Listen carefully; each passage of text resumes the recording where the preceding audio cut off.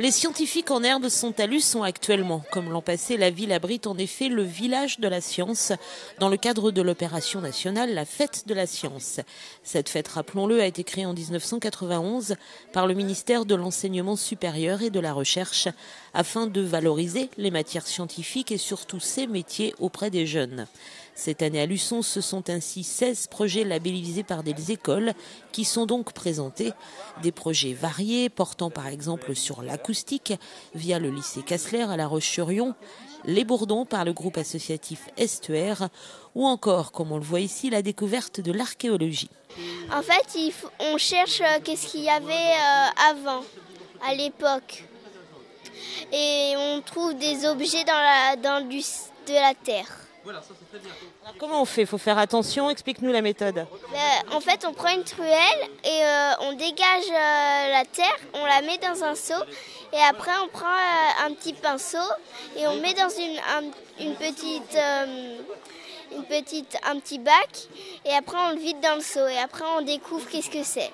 À l'école Jean Moulin, les maternelles ont, elles, travaillé sur les trésors cachés du Marais Poitevin et notamment sa faune. Ça ressemble à l'empreinte d'un chien. Quel est l'animal qui ressemble un petit peu au chien? Cherchez bien. Oui, tu as dit? Très bien, le renard. Quant aux primaires, ils se sont penchés sur l'énergie éolienne, celle qui fait avancer les bateaux. Au début, on était parti d'une coque. Et la question, c'était comment faire avancer un bateau plus vite. Et de cette coque-là. Il y avait des coques pointues, comme les vrais bateaux. Et aussi avec beaucoup de voiles. Faire avancer le bateau plus vite. Il y en avait aussi qui utilisaient des poches. Et pour aller plus vite, et donc le vent rentrait dans la poche et après ça faisait pousser le bateau. Autre attraction très prisée, et c'est là une nouveauté, le planétarium, une façon formidable de partir à la découverte du ciel.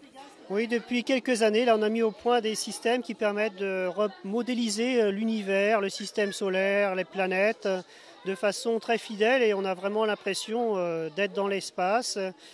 Et voilà, comme si on observait dans un télescope. On peut même accélérer le temps pour voir le jour à différents moments de l'année. Donc c'est vraiment quelque chose qui est extraordinaire. On n'avait jamais modélisé l'univers aussi bien que ça jusqu'à présent. Et donc là, en plus, on a la possibilité de le montrer au tout public. Et même aux tout petits, puisque c'est assez lumineux, ils ne sont pas très inquiétés par la nuit, quelquefois qui leur fait peur. Je pense qu'après même, ils pourront observer la nuit plus facilement qu'auparavant. Un village à découvrir absolument ce samedi toute la journée de 10h à 16h. Il sera en effet ouvert au grand public qui pourra donc découvrir tous ces projets à ne pas manquer.